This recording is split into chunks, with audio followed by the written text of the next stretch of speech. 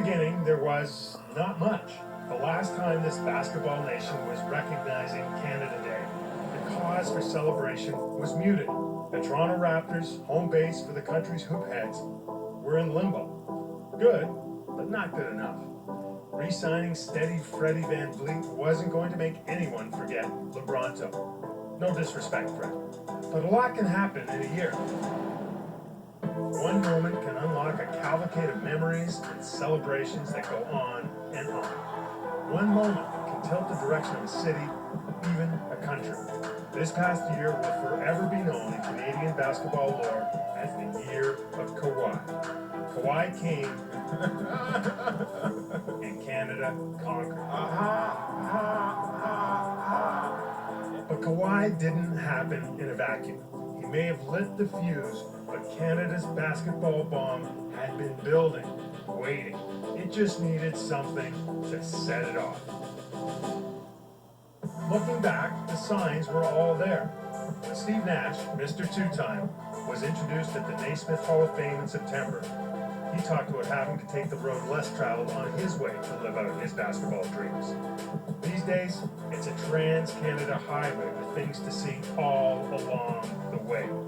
We had Kia Nurse in her rookie season with the New York Liberty taking Broadway by storm and leading the Canadian women's team to the World Cup, where they believe a small setback will only be a prelude to a comeback at the Olympics in 2020. With the third pick, the New York Knicks select R.J. Barrett. We had R.J. Barrett, son of Rowan, godson of Steve, who made his Duke debut on Canadian soil, got himself on the cover of Slam, and gave every indication all year long that Canada's next big thing could be the biggest thing yet. Yo, I'm a Knick. What? RJ's got company though. Chatham's Bridget Carleton signed off on one of the greatest NCAA careers any Canadian has ever had in any sport, while starring with the Iowa State Cyclones on her way to the WNBA.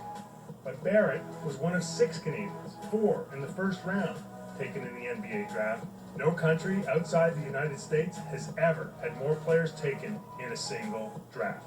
All that NBA pedigree will be vying for spots in what will be the most talented men's national team Canada has ever put on the floor when they head to China for the World Cup in September, looking to put the Maple Leaf on a podium at a global championship event for the first time in more than 80 years. But don't forget, they got there because a bunch of Canadian pros not in the NBA flew in from all over the world to come together and beat Brazil in Brazil, and earn that spot and prove Canadian basketball has depth and heart. Look at the joy for Canada. Oh, and who's that who'll be leading Canada to China? That's right, Doctor, Mr. Nick Nurse, all the way from the great province of Iowa. But that's all to come. Looking back, it's been a year in hoops like no other in Canadian history. The basketball bomb that Kawhi lit blew up, with pieces landing in Jurassic Parks all across the country. It was all highs and no lows.